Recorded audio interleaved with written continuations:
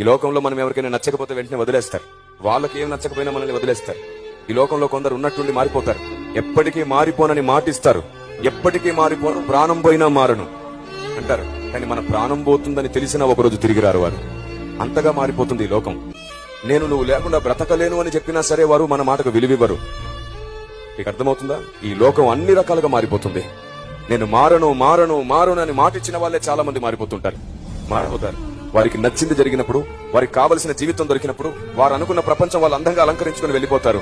నీ ప్రపంచంలో నువ్వు మాత్రమే ఒంటరిగా మిగిలిపోతావు. గుర్తుంచుకో, ఆ రోజున కూడా దేవుడు నీ కోసం చేయి చాపి రెడీగా ఉంటాడు. నీ విలువ తెలియక నిన్ను వదిలేశారు కదా, నాకు నీ విలువ తెలుసు. నీ విలువ వారికి తెలిసేటట్టు నిన్ను హెచ్చిస్తాను. నీ మనసు, నీ జీవితం నా చేతుల్లో పెట్టమని. అప్పుడు కూడా దేవుడు చేయి చాపి నీ కొరకు ఎదురు చూస్తాడు. ఆమేన్. ఆయన నీలోని పాపాన్ని చూసో, నీలోని రోత జీవితాన్ని చూసో ద్వేషించట్ల. లోకం నిన్ను ద్వేషిస్తుంది, తృణీకరిస్తుంది, అవమానిస్తుంది, దూషిస్తుంది, అసలు నిన్ను బ్రతకకుండా చేస్తుంది. కానీ ఆయన అలా కాదు. నీ చుట్టూన్న బురదను చూడట్లేదు, నీకంటుకున్న మలినాన్ని చూడట్లేదు. ఆయన్ని మాత్రమే ప్రేమించే నీ మనసును కూడా చూస్తున్నాడు ఆయన. ఆయన అంటే నీకెంత ఇష్టమో ఆయన చూస్తున్నాడు. ఆయన శరీరం బలహీనమని ఆయనకు తెలుసు, ఆత్మలోని సిద్ధపాటు చూస్తున్నాడు ఆయన. శిష్యులతో అంటాడు కదా, శరీరము బలహీనము గాని ఆత్మ సిద్ధము. ఆయనకు తెలుసు సాతాను నిన్ను మోసం చేశాడని. ఆయనకు తెలుసు నువ్వు పడిపోయావని. ఆయనకు తెలుసు నీకు తెలియకుండానే చాలా పొరపాట్లు చేసావని. ఆయన మనుషుల్లాగా ఆలోచించే దేవుడు కాదు.